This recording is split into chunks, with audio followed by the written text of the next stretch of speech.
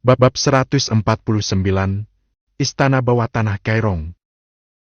Dalam waktu 3 bulan, bunuh 20 orang musuh yang telah mencapai tingkat martial spirit. Itulah syarat misi terobosan yang tertera dalam sistem Wei. Dan yang lebih menantang lagi, targetnya tak boleh sembarangan. Mereka harus adalah musuh yang memiliki hubungan langsung dengannya, bukan orang asing yang diambil acak hanya untuk menyelesaikan misi. Setiap korban harus benar-benar punya keterkaitan dalam konflik atau permusuhan. Itu artinya, bahkan jika dia menemukan 20 pendekar setingkat, kalau mereka bukan musuh, misi tidak akan dihitung. Wei menatap notifikasi sistem dengan ekspresi sedikit muram. Meski ia tahu bahwa semakin tinggi tingkat kekuatan, misi terobosan akan semakin sulit, namun ia tak pernah menyangka bahwa misi kali ini akan begitu berat. 20 pendekar martial spirit, itu bukan jumlah yang kecil. Harus diingat, para pendekar yang telah mencapai ranah martial spirit bukanlah orang sembarangan. Mereka sudah membangkitkan jiwa bela diri mereka, dan bisa disebut kelas elit sejati di belahan dunia manapun. Dimanapun mereka berada, mereka adalah puncak piramida kekuatan. Bukan seperti petarung jalanan yang bisa ditebas sembarangan. Wei mengerutkan kening, lalu bergumam pelan dalam hati. Kalau untuk martial spirit saja butuh bunuh 20 orang, nanti kalau sudah sampai tingkat raja bela diri, atau patriark sekta, berapa banyak lagi yang harus kubunuh? 30 raja bela diri, 40 patriark sekta? Hanya membayangkannya saja sudah membuatnya ingin menepuk jidat sendiri. Jika misi terus meningkat seperti ini, bisa-bisa aku harus membantai seluruh negara Ju untuk menyelesaikan satu misi. Ia menghela napas sambil tersenyum pahit. Namun, tak ada yang bisa dilakukan. Misi sudah diumumkan oleh sistem. Suka atau tidak suka, ia hanya punya 2 pilihan, terima dan jalani. Atau tetap stagnan. Kalau dipikir dari sisi lain, sebenarnya ia termasuk beruntung. Banyak pendekar di dunia ini yang sudah bertahun-tahun mencoba menembus ranah martial spirit namun gagal total. Sedangkan dirinya, asal bisa menyelesaikan misi, maka terobosan sudah dijamin. Orang-orang itu bahkan sampai hampir gila mencari cara menembus batas. Tapi aku cuma perlu bunuh orang dan semua akan terbuka bagiku. Wei menarik napas panjang. Di saat yang sama, Tuan Pemimpin, perintah telah dilaksanakan, pengkhianat telah dibersihkan, kata Hu Jintao dengan wajah serius sambil membungkuk ringan. Wei mengangguk tanpa bicara banyak. Matanya menyapu sekilas ke arah pria itu yang masih dipenuhi noda darah, lalu mengalihkan pandangan kembali ke arah gunung. Naik ke atas. Dengan kalimat singkat itu, Wei melangkah terlebih dulu menuju puncak gunung besi merah, diikuti oleh rombongan lainnya. Baru saja mereka mencapai lereng setengah gunung. Tunggu! Suara mengejutkan datang dari Ouyang Lanshan. Ia menghentikan langkahnya, alisnya mengerut dalam, dan tampak sedang mengingat sesuatu. Aku baru sadar, nama tempat ini Istana Bawah Tanah Kairong. Jangan-jangan, tempat ini ada hubungannya dengan legenda besar itu. Wei menoleh. Tatapannya menajam. Maksudmu, Kairong Dazun? Ouyang Lanshan mengangguk pelan, lalu menjelaskan dengan serius. Benar. Kau belum pernah dengar tentang Kairong Dazun? Ia adalah salah satu tokoh legendaris yang pernah menjelajah 10 kerajaan di selatan, termasuk negeri kita. Konon katanya, dia diam-diam memerintahkan orang-orang kepercayaannya untuk membangun istana bawah tanah Kairong sebagai makam terakhirnya. Namun, sepanjang sejarah, setiap kali orang mengklaim telah menemukan makamnya, ternyata itu semua hanya makam palsu. Hingga hari ini, keberadaan istana bawah tanah yang asli masih jadi misteri besar. Ouyang Lanshan menatap Wei, matanya dipenuhi keyakinan. Dan sekarang kita mendengar nama yang persis sama di tempat ini. Bisa jadi, ini benar-benar yang asli. Reaksi langsung datang dari 2 wakil pemimpin Sheizong lainnya. Mereka menggeleng tak percaya. Tidak mungkin! Mana bisa makam sehebat itu ada di tempat terpencil seperti gunung tambang ini? Bahkan Hu Jintao juga mengangkat alis dan bergumam pelan. Itu terlalu aneh. Tokoh sebesar Kairong Dazun tak mungkin mengubur dirinya di wilayah kecil seperti ini. Semua orang ragu. Nama Kairong Dazun bukan nama biasa. Ia adalah legenda sejati yang bukan hanya terkenal di satu negara, tapi di seluruh wilayah selatan. Namun Ouyang Lanshan tetap tak goyah. Ia melangkah ke depan dan berkata, "Kau salah. Justru karena dia tokoh besar, dia bisa muncul dimanapun. Dan jangan lupa, beberapa tahun sebelum menghilang, Kairong Dazun pernah tinggal diam-diam di negeri kita. Mungkin saja di masa itulah ia membangun makam ini. Dan tak mungkin hanya kebetulan namanya juga disebut sebagai istana bawah tanah Kairong." Semakin ia bicara, semakin yakin pula suaranya. Bahkan Wei pun mulai merenung. Apakah benar?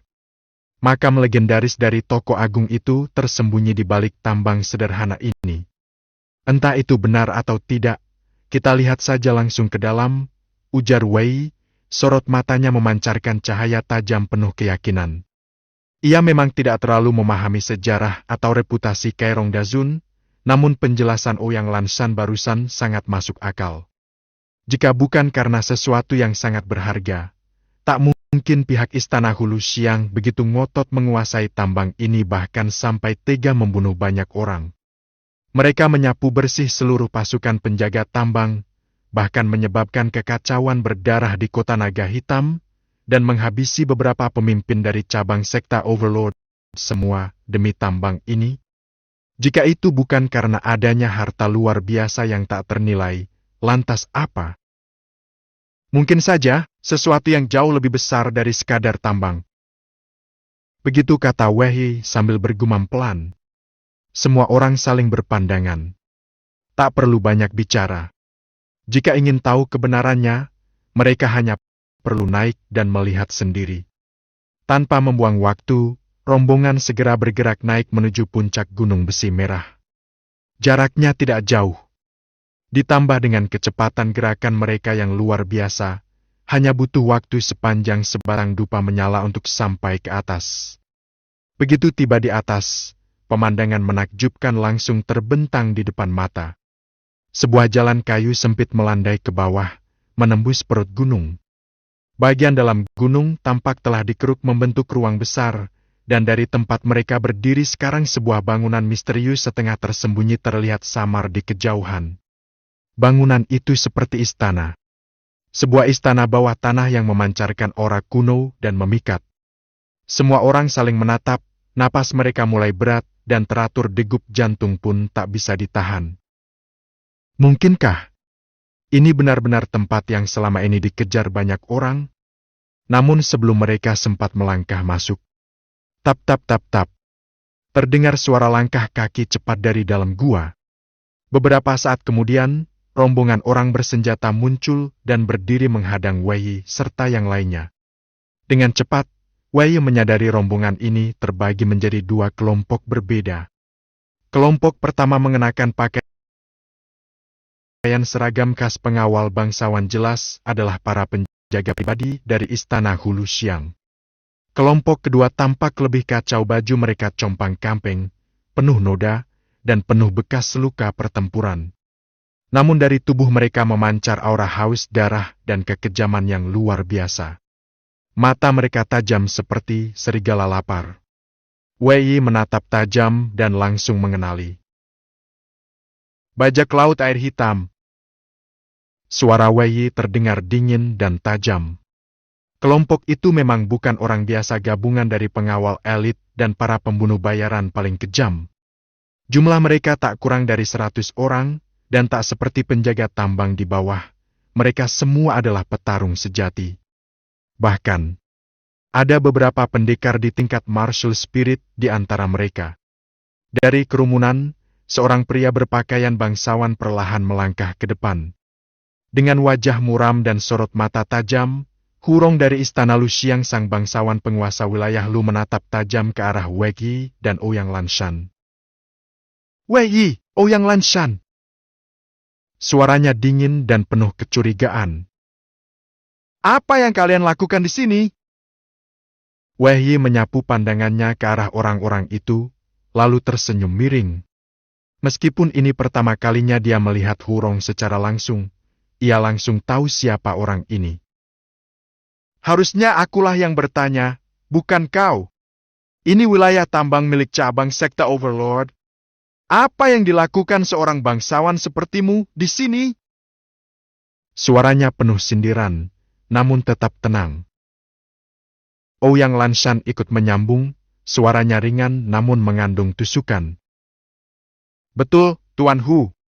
Bukankah seharusnya Anda bersantai di dalam istana megahmu?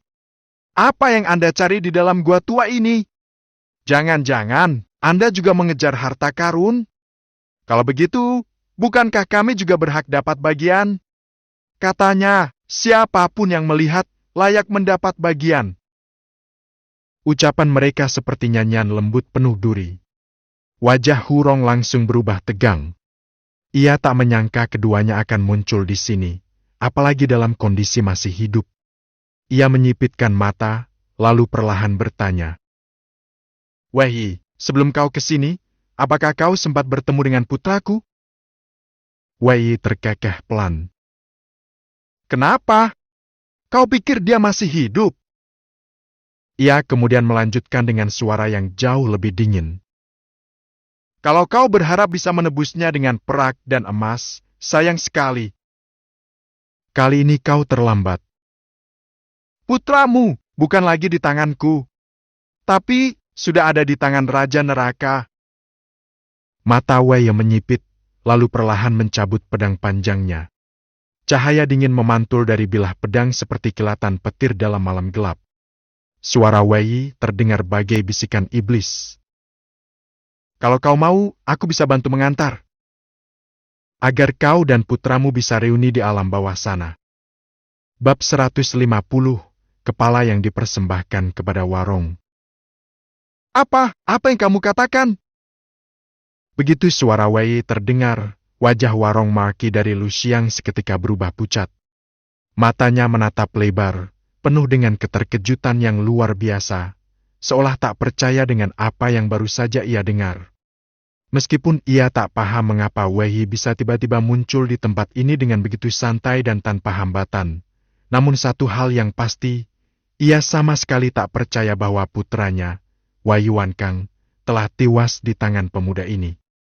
Mustahil. Ia telah mengatur segalanya dengan teliti.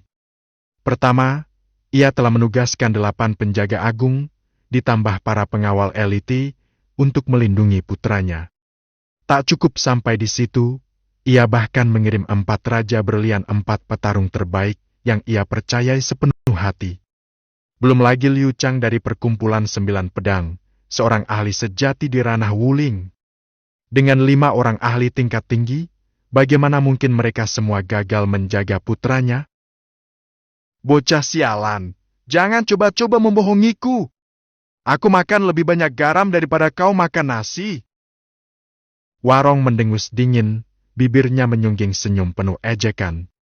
Tatapannya menatap tajam ke arah Wei Yi, seolah hendak menelanjangi setiap tipu daya di balik ucapan pemuda itu. Putraku mustahil mati di tanganmu. Pri kecil seperti itu tak akan mempan padaku. Namun, menghadapi kepercayaan diri yang meledak-ledak itu, Wei Yi hanya terkekeh pelan. Senyum di bibirnya seolah menyimpan simpati yang dingin, bahkan sedikit menyedihkan.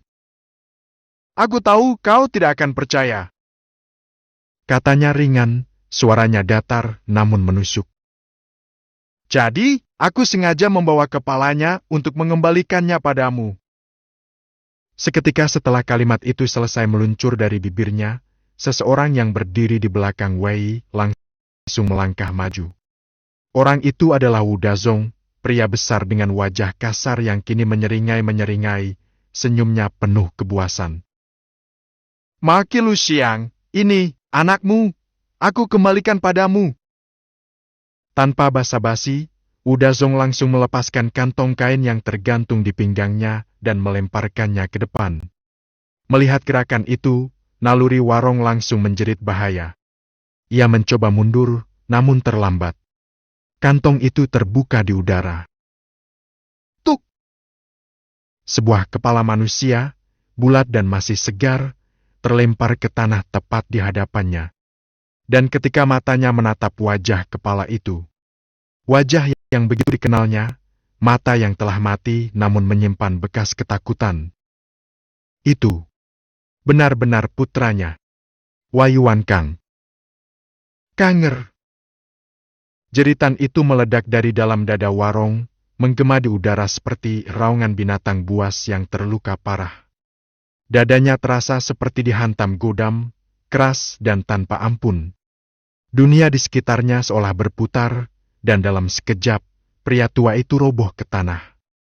Ia memeluk kepala putranya, tubuhnya gemetar hebat. Air mata mengalir deras di wajah tuanya, bercampur dengan tanah dan debu, namun ia tidak peduli. Tangisnya pecah. Tangis penuh duka dan amarah. Di sisi lain, tatapan Wei membeku. Sepasang matanya memancarkan cahaya dingin yang menusuk, membunuh tanpa suara. Ia menoleh sedikit ke arah Ouyang Lanshan di sampingnya. Keduanya saling bertatapan, lalu nyaris tak terlihat mengangguk kecil.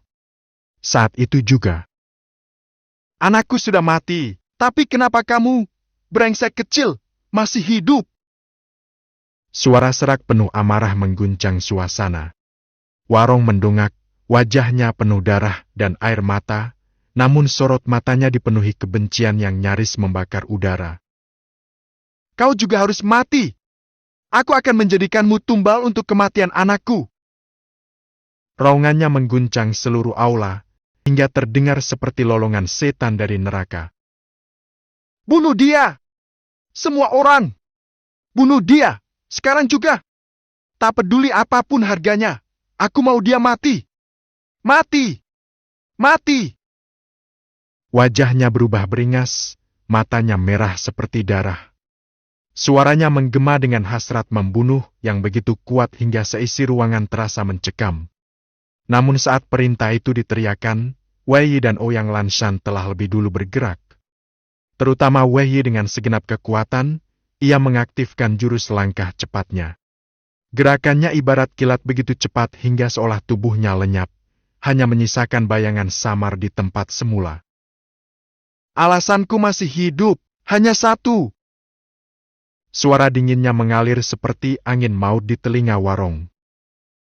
"Karena aku datang untuk mengirimmu menyusul anakmu ke akhirat. Dia sudah menunggumu di sana. Sekarang, aku akan memastikan kalian bisa reuni di neraka." Wei seperti angin badai. Tubuhnya melesat, dan sebelum para pengawal di belakang Warong sempat bergerak, ia sudah menerjang ke depan, menyasar langsung ke jantung lawan. Warong terkesiap. Wajahnya langsung berubah seputih kertas. Ia adalah kultivator tingkat wuling, namun kekuatannya tak lebih dari produk pil dan obat. Bertarung langsung dengan monster berbakat seperti Wei, jelas bukan tandingannya. Sayangnya, jarak antara mereka terlalu dekat. Bahkan ketika ia baru saja melangkah mundur 2 langkah, Wei sudah tiba di depannya. Ciaat! Cahaya pedang melesat seperti petir. Satu tebasan turun bagaikan kilat menyambar di tengah badai. Zazrakaak! Bunga api menyembur dari benturan keras. Namun, serangan itu tak langsung membunuh Warong. Justru saat Wei menghantam tubuhnya, sebuah penghalang cahaya gelap kehijauan muncul barang sihir pelindung otomatis yang menyelimuti tubuh Warong dan menghalau serangan itu. Sebuah harta pelindung yang kuat. Namun, Wei hanya menyipitkan mata sedikit dan menyeringai dingin. "Oh, jadi kau masih menyimpan mainan seperti ini?" Sementara itu, wajah Warong berubah pucat seperti mayat, tubuhnya mulai gemetar karena ia sadar ia tak akan selamat hari ini. Namun sebelum Warong sempat menghela napas, serangan kedua dari Wei telah kembali menghantam, kali ini jauh lebih ganas dan mematikan dari sebelumnya. Cahaya pedang menyala, tak hanya membawa energi pedang murni, tetapi juga telah dipenuhi oleh kekuatan niat pedang yang tajam dan menusuk, serta dilapisi dengan api sejati kristal merah yang menyala-nyala bagaikan api neraka. Satu tebasan turun. Udara terbakar hebat. Api dan kilatan pedang menyatu, menciptakan gelombang kekuatan yang mengguncang jiwa. Tuan Maki! Para pengawal di belakang warung segera mencoba maju, berusaha melindungi tuan mereka. Namun sebelum mereka bisa menyentuh medan pertempuran, Ouyang Lanshan yang juga telah bergerak bersamaan dengan Wei Yi, segera menghalangi mereka. Minggir kalian semua! Seruan Ouyang Lanshan menggelegar saat cambuk lembut berwarna biru es di tangannya berubah menjadi bayangan-bayangan cambuk yang tak terhitung jumlahnya, seperti ular-ular es yang menari liar. Setiap cambukan membawa hawa dingin menggigit, langsung memaksa para penjaga yang mencoba menerobos maju untuk mundur kembali dengan luka-luka di tubuh mereka. Perbedaan kekuatan terlalu mencolok. Ouyang Lanshan adalah seorang jenius tingkat tinggi dalam kultivasinya, kekuatannya jauh melampaui rata-rata orang di tingkatnya. Bahkan pengawal-pengawal pilihan milik Warong tak sanggup menahan satu serangannya. Sementara itu, di sisi depan, wajah Warong telah berubah menjadi pucat seperti mayat hidup. Tidak, jangan! Kini rasa takut telah sepenuhnya menguasai hatinya. Dendam, kebencian, dan amarah telah menghilang, digantikan oleh ketakutan murni akan kematian. Ia tidak lagi berpikir untuk membalaskan dendam putranya. Yang ia pikirkan sekarang hanyalah bagaimana caranya bertahan hidup. Tanpa peduli harga dirinya sebagai bangsawan, ia mulai merangkak ke belakang seperti tikus yang kebingungan, kedua tangan dan lututnya berlumpur, wajahnya panik dan hina. Namun, Wei Yi tak memberinya kesempatan. Cahaya pedang kembali meluncur. Sret! Sekejap mata. Cahaya dingin melintas dan menghilang. Dunia seolah menjadi sunyi. Lalu, sebuah kepala manusia terbang ke udara, darah menyembur deras bagai air mancur. Tubuh Warong terhuyung-huyung sebelum akhirnya roboh tanpa kepala. Akhir dari seorang maki yang sombong, berakhir dengan hina. Serbu! Jangan biarkan satu pun lolos! Dari sisi lain, Hu Zhengtai dan para anggota dari cabang sekta Raja Penakluk serta sekta pembantai telah tiba dan langsung menerjang maju, seperti gelombang pasukan yang menggulung medan perang. Pertempuran besar pun pecah. Dua kubu bertabrakan dengan brutal. Serangan silih berganti, darah berceceran, dan jeritan terdengar tiada henti. Namun, mayat Warong yang baru saja dibunuh Wei Yi malah tak ada yang memperhatikan. Nasib seorang bangsawan yang dahulu berkuasa, kini hanya menjadi korban yang dilupakan dalam pusaran konflik. Deng! Pemain Wei Yi telah membunuh Maki Lu Xiang, Warong. Deng! Progres misi terobosan pemain Wei Yi 1. Saat ini, 1/20. Meski kekuatan tempur Warong tak begitu menonjol, namun tingkatan kultivasinya tetap berada di ranah Wuling, dan itu sudah cukup untuk memenuhi syarat misi terobosan Wei Yi. Wei Yi tersenyum tipis. Meski baru 1 dari 20, tapi ini tetap merupakan keuntungan tak terduga. Namun langkahnya tak berhenti. Tubuhnya kembali melesat, langsung menuju ke bagian dalam gua tambang tempat istana bawah tanah Kairong tersembunyi. Ouyang Lanshan pun mengikuti tanpa ragu. Meski pertempuran di luar tengah memanas, mereka berdua tahu, apa yang tersembunyi di dalam gua itulah yang paling penting. Jika tempat itu benar-benar istana Kairong yang disebut dalam legenda, maka segalanya akan berubah. Tubuh mereka berdua bagai cahaya, berlari melintasi jalur kayu panjang yang gelap dan lembab, menembus kabut dan hawa panas dari kedalaman tambang. Dalam waktu singkat, mereka telah sampai di dalam ruang utama istana bawah tanah. Namun, apa yang mereka lihat di dalam benar-benar tak terduga. terutama dua sosok yang berdiri tepat di depan lapisan terakhir formasi pelindung. Wei Yi membelalakan mata. Orang pertama adalah He Kun, pemimpin besar bajak laut air hitam yang sebelumnya telah ia hadapi. Namun yang membuat jantung Wei Yi benar-benar bergetar adalah orang kedua. Laki-laki yang tampak seperti Kasim Tuaya, Kasim yang pernah menolong He Kun sebelumnya. Sosok itu berdiri tenang, bahkan tampak santai, namun oranya mengalir seperti ombak tak terlihat yang menekan seisi ruangan. Wei Yi langsung tahu. Ini bukan musuh biasa. Ia mengingat jelas gerakan aneh, langkah yang seperti bayangan hantu, dan kekuatan luar biasa yang ditunjukkan pria ini sebelumnya. Ini bukan seseorang dari ranah Wuling. Paling tidak, dia adalah seorang ahli di tingkat Wuwang. Tak kusangka kita bisa bertemu secepat ini lagi. Benar-benar takdir yang lucu. Kasim tua itu Gonggong Lu menoleh perlahan, tatapannya menembus gelapnya ruangan. Wajahnya tersenyum. Namun rasa mengerikan seperti topeng iblis. Sementara itu, He Kun yang tengah duduk bersila di depan formasi, masih fokus pada ritual pemanggilan dan perusakan formasi pelindung. Namun mendengar suara Gonggong Lu, ia juga menoleh. Tatapan matanya penuh kebencian, seperti kobaran api neraka yang menyala dari dasar jiwanya. Wei Yi, akhirnya kita bertemu lagi. Bab 151, licik seperti rubah. Wei Yi, kau masih berani muncul di hadapanku? Aku akan membunuhmu. Begitu melihat Wei Yi, sosok musuh besar yang membekas di hati dan pikirannya, wajah He Kun, pemimpin bajak laut air hitam, langsung dipenuhi dengan kebencian membara. Tatapannya bagaikan api neraka yang menyala-nyala, giginya bergemeretakan keras hingga terdengar jelas seperti tulang yang retak. Seolah ingin mencabik Wei Yi hidup-hidup, daging demi daging, tulang demi tulang. Tanpa peduli apapun lagi, tubuhnya yang semula duduk bersila langsung bergerak hendak bangkit dan menyerang. Bahkan formasi pertahanan terakhir yang hampir berhasil ia buka di depan altar pun tidak lagi ia hiraukan. Namun, tunggu dulu! Gonggong Lu, Kasim tua yang berdiri di sisinya, berubah wajah dan langsung melangkah maju untuk menahan tindakan gegabah He Kun. Meski He Kun tak peduli apapun selain balas dendam, Lu Gonggong tak bisa bersikap sembrono. Sebab yang tersembunyi di balik altar dan lapisan terakhir formasi itu bukan tempat biasa.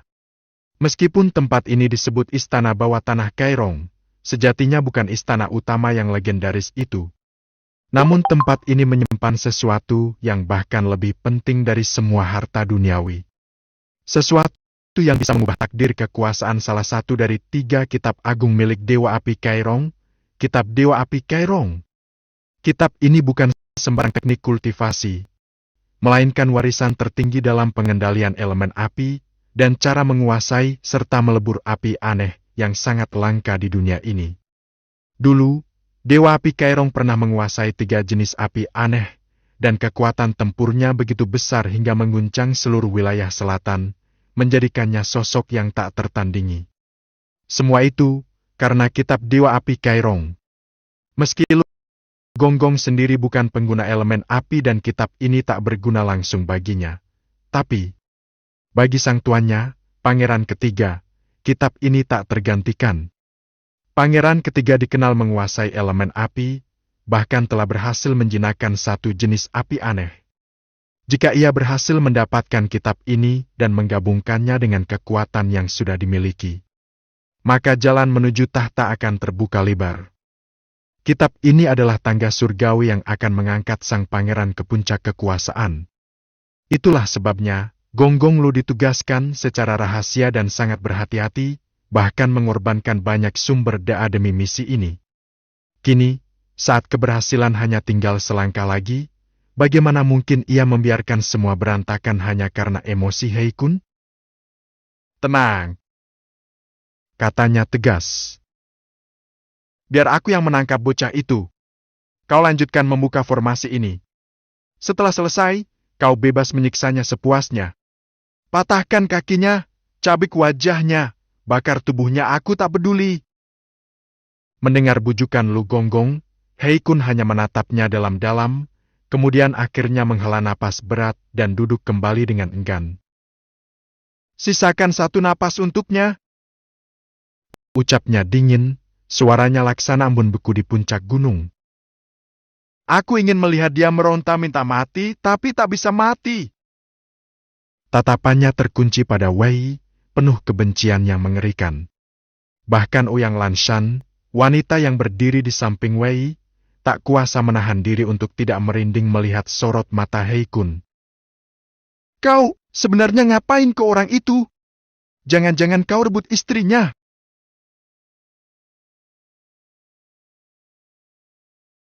Gumam Lanshan menatap Wei dengan ekspresi aneh. Wei memutar bola matanya. Kau masih bisa bercanda sekarang?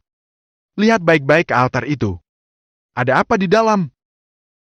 Ia menunjuk ke arah altar di balik lapisan tipis formasi yang belum sepenuhnya terbuka. Meski belum sepenuhnya terlihat, siluet benda-benda berharga sudah bisa dikenali. Ouyang Lanshan menyipitkan mata, melihat dengan saksama. Setelah beberapa detik, alisnya terangkat tajam. Itu sepertinya sebuah kitab kultivasi. Dan ada beberapa pusaka lainnya. Ia tertegun sejenak, lalu mendesis pelan. Itu, jangan-jangan, itu kitab warisan milik Dewa Api Kairong. Begitu kata-kata itu keluar, aura di ruangan langsung berubah dingin. Tak kusangka, kalian bahkan tahu nama Kairong.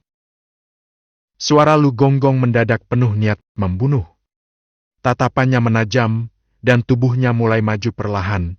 Setiap langkah menimbulkan tekanan luar biasa yang membuat udara terasa menyesakkan. Aura dari seorang ahli ranah Wuwang meledak begitu saja. Tekanan itu seperti ular berbisa raksasa yang merayap di kulit dan menusuk ke tulang.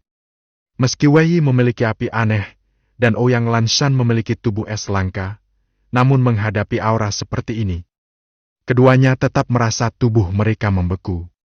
Itulah perbedaan kekuatan, bukan hanya peringkat, tapi kualitas kekuatan yang tak bisa dikejar begitu saja. Siapa sebenarnya Kasim ini? Tanya Lanshan dengan nada menahan napas. Aura dingin dari tubuhnya dipaksa bekerja keras untuk menahan tekanan itu. Kalau kau tanya aku juga pengen tahu. Sahut Wei muram. Ia bahkan belum menembus ranah Wuling dalam kondisi ini. Setiap tarikan napas terasa seperti menusuk paru-paru. Namun, telinganya tiba-tiba bergerak. Seperti menangkap bisikan samar di udara, wajahnya langsung berubah dari kesulitan menjadi kegembiraan. Tahan dia! Serunya cepat. Apa? Ouyang Lanshan terbelalak. Tahan siapa? Si Kasim itu? Dengan apa? Batu? Namun sebelum ia bisa bertanya lebih lanjut, wajah Lu Gonggong berubah drastis. Aura percaya dirinya yang tadi kokoh seketika runtuh. Tatapannya menajam. Keluar! Katanya datar namun tegang. Dan kemudian, Hei, bukankah ini Lu Gonggong, tangan kanan kepercayaan pangeran ketiga? Tumben jauh-jauh datang ke pelosok tempat seperti ini. Sebuah suara perempuan yang manis namun licik terdengar dari balik bayangan.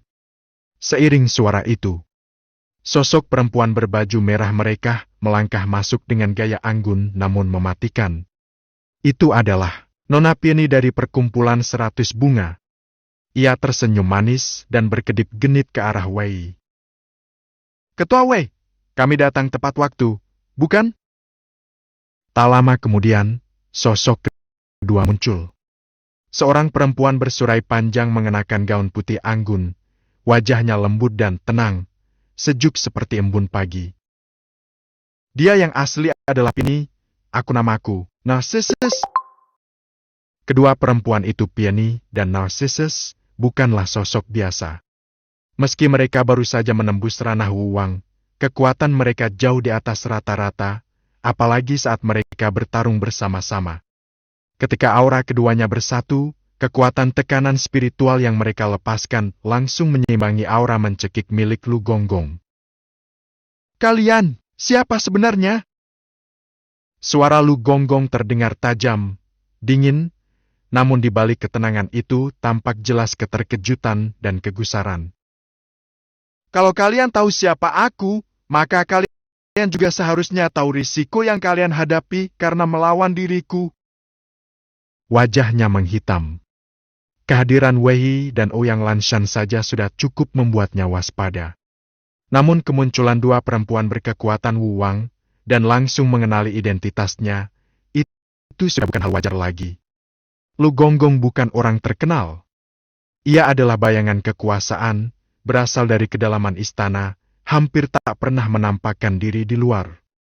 Jika dua wanita ini bisa langsung menebak identitasnya, itu hanya berarti satu hal. Mereka memiliki latar belakang luar biasa. "Oh iya, tentu kami tahu akibat menyinggung Lu Gonggong," kata Pini santai, namun penuh sindiran. "Dan karena itulah, kami terpaksa ikut campur demi menolong Wei." Sambil berbicara, ia berbalik menatap Wei, lalu memasang wajah pura-pura sedih dan mengiba, seperti gadis malang yang dikhianati dunia. "Ketua Wei, semua yang kami lakukan ini demi menyelamatkanmu. Tapi nanti kalau kami benar-benar dikejar-kejar dan tak punya tempat tinggal, kau harus terima kami ya." Wei terdiam sejenak, lalu mengelap peluh di dahinya sambil tersenyum pahit. "Haha, tentu saja. Kalau kalian benar-benar tak punya tempat, aku siap menyambut dengan tangan terbuka." Meskipun dalam hati, ia hampir jatuh terduduk. Dua ahli Wu Wang sekelas ini bilang butuh tempat tinggal? Kalau mereka benar-benar terus menempel, dia yang mungkin malah jadi pelayan. Namun ia juga paham, Pini hanya sedang menggoda dan bermain-main. Sifatnya memang lebih ceria dan tak terduga jika dibandingkan dengan Narcissus yang kalem dan elegan. "BOM!" Tiba-tiba, ledakan dahsyat mengguncang gua bawah tanah. Cahaya formasi terakhir yang melindungi altar pecah berkeping-keping, melepaskan suara berdentum seperti ribuan gong dipukul bersamaan. Formasi pelindung akhirnya hancur. Namun yang terjadi selanjutnya justru membuat semua orang terkejut tak percaya. Hei Kun yang semula duduk dengan tenang, ternyata telah bersiap diam-diam. Begitu formasi runtuh, ia langsung melesat laksana panah, tubuhnya seperti bayangan hitam menyusuri udara dan menukik langsung ke altar. Di matanya terlihat kegilaan dan kelicikan. "Hahaha! Kitab suci dan pusaka ini semua milikku. Kalian semua hanya pion-pion bodoh yang membantuku memecah formasi. Tunggu sampai aku menguasai kitab ini, kekuatanku akan melonjak, lalu aku akan kembali, dan kita bisa berbincang panjang lebar." Suara tawa gila Hei Kun menggema keras di seluruh ruangan. Dalam sekejap, tangannya telah menggenggam erat kitab kuno yang berada di atas altar. Kitab itu memancarkan aura panas yang luar biasa, seolah-olah ditulis dengan lava cair. Kitab itu adalah Kitab Dewa Api Kairong, pusaka yang selama ini tersembunyi di kedalaman tambang dan menjadi rebutan banyak pihak. "Brengsek!" Wei menggertakkan gigi. "Bajingan itu memang licik seperti rubah tua." Mereka semua sibuk menghadapi tekanan dari Lu Gonggong, sementara Hei Kun ternyata sudah mempersiapkan pelarian dan pengkhianatan dari awal. Bab 152, Memburu Hei Kun. Melihat apa yang baru saja terjadi di hadapan matanya, Lu Gonggong akhirnya menyadari semuanya. Hei Kun telah memperdayainya.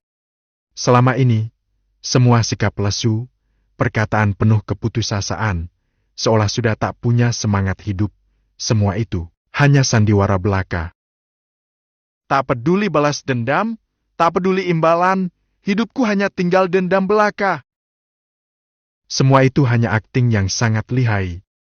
Tujuannya jelas, membuat Lu Gonggong lengah. Sebenarnya, Hei Kun sudah mengincar kitab warisan di altar bawah tanah ini sejak lama. Ketika masih ada nyonya ular di sisinya, mereka berdua bisa bersama-sama menghadapi Lu Gonggong. Tapi sejak Nyonya Ular mati di tangan Wei, Hei Kun pun kehilangan sekutunya. Karena itu, satu-satunya cara yang tersisa adalah berpura-pura lemah, menunggu hingga lawan membuka pertahanan terakhir, lalu merebut semuanya dalam satu gebrakan. Dan, rencananya berhasil sempurna. Ketika formasi terakhir hancur, Lu Gonggong benar-benar tak menyangka bahwa Hei Kun akan langsung melompat seperti harimau kelaparan, merebut kitab paling berharga, kitab Dewa Api Kairong. Sementara harta karun lainnya, senjata, batu roh, dan pusaka spiritual semuanya dia abaikan. Dengan satu niat, kabur secepat mungkin. Tubuhnya seperti panah lepas dari busur, melesat keluar dari istana bawah tanah. "Hei Kun! Kau mati saja sekarang juga!" Suara Lu Gonggong meledak seiring dengan wajahnya yang berubah menjadi sangat menyeramkan, penuh dengan amarah, penghinaan, dan kemarahan membara. Kitab yang begitu penting yang telah ia perjuangkan sekian lama direbut, begitu saja tepat di bawah hidungnya, oleh seseorang yang selama ini ia anggap remeh dan hina. Baginya, Hei Kun hanyalah bandit kotor, kepala perompak yang bahkan membiarkan kekasihnya mati begitu saja, sosok yang tak layak dihargai. Namun sekarang, orang yang selama ini ia rendahkan telah mengalahkannya dengan kecerdikan, mencuri kitab warisan, dan meninggalkannya dalam kehinaan yang luar biasa. BOMM! Lu Gonggong mengayunkan telapak tangannya, kekuatan tingkat Wuwang meledak dan memadat menjadi seekor naga panjang berwarna hitam kehijauan, melesat seperti kilat dan menghantam punggung Hei Kun dengan keras. "PUAKK?" Tubuh Hei Kun terguncang hebat. Darah segar menyembur keluar dari mulutnya, wajahnya langsung pucat seperti mayat. Namun, ia tak berhenti. Sambil menahan rasa sakit luar biasa, Hei Kun menyambar segepok besar pil pemulih, menelannya sekaligus tanpa ragu, dan memanfaatkan daya dorong dari serangan Lu Gonggong untuk meluncur lebih cepat keluar dari gua. Dari sudut pandang luar, justru tampak seolah Lu Gonggong membantu pelariannya. "Air GG, hahaha!" Lu Gonggong hampir muntah darah karena murka, wajahnya memerah seperti bara. Semuanya sudah diperhitungkan oleh Hei Kun sejak awal. Licik seperti rubah. Ketajaman otaknya dan kedalaman tipu muslihatnya sungguh di luar dugaan siapapun. "Cepat! Semua orang, hadang mereka! Jangan biarkan satupun lolos keluar!" teriak Hei Kun sambil melesat keluar gua. Pasukan bajak laut air hitam, yang sudah menunggu dengan penuh siaga, langsung bertindak. Mereka semua adalah orang kepercayaannya, yang siap mati demi sang pemimpin. Begitu mendengar perintah, mereka berhamburan masuk ke dalam gua, dan menutup seluruh pintu keluar dengan rapat, seperti gerombolan lebah liar yang menutupi sarangnya. Di luar, pertempuran langsung meledak dalam kekacauan total. Orang-orang dari cabang sekta Overlord, cabang Sha Wuzong, pasukan kediaman Lord Lu, serta bajak laut air hitam semuanya kini terlibat dalam pertempuran kacau balau, hingga sulit dibedakan mana kawan dan mana lawan. Situasi makin tak terkendali. Dan di tengah kekacauan itu Hei Kun berhasil menyelinap keluar. "Hahaha! Terima kasih atas hadiahmu, Lu Gonggong, dan juga salam hangat untuk pangeran ketiga. Anggap saja ini balasan dari budak kotor yang kau remehkan.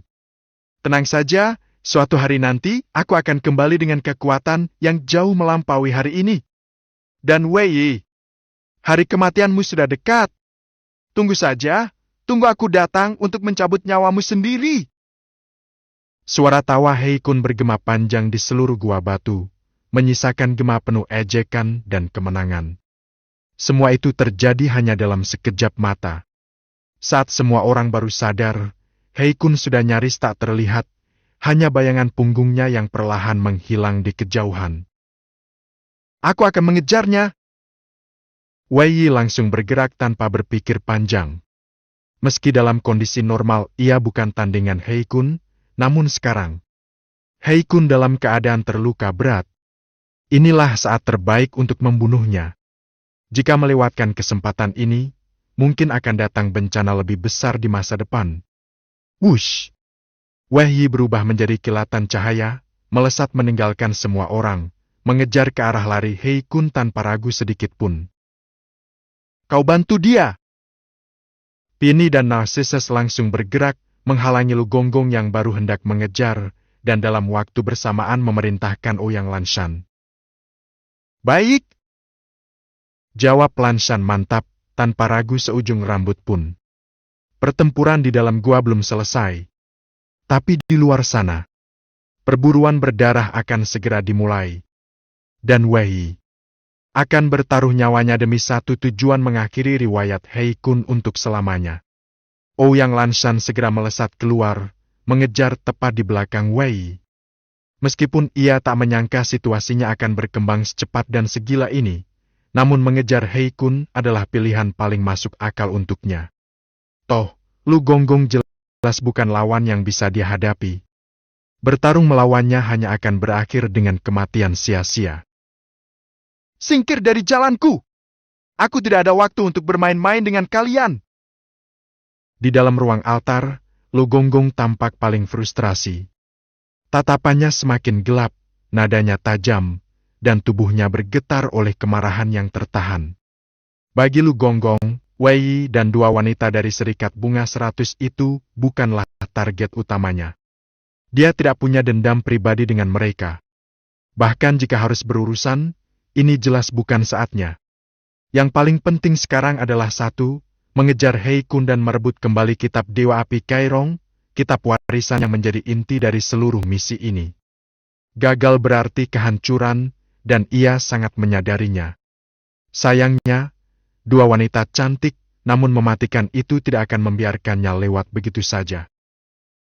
Kau mungkin tak tertarik bertarung dengan kami, tapi kami sangat tertarik untuk membunuhmu. Tatapan Pini berubah tajam, dan suara Narcissus penuh kebencian.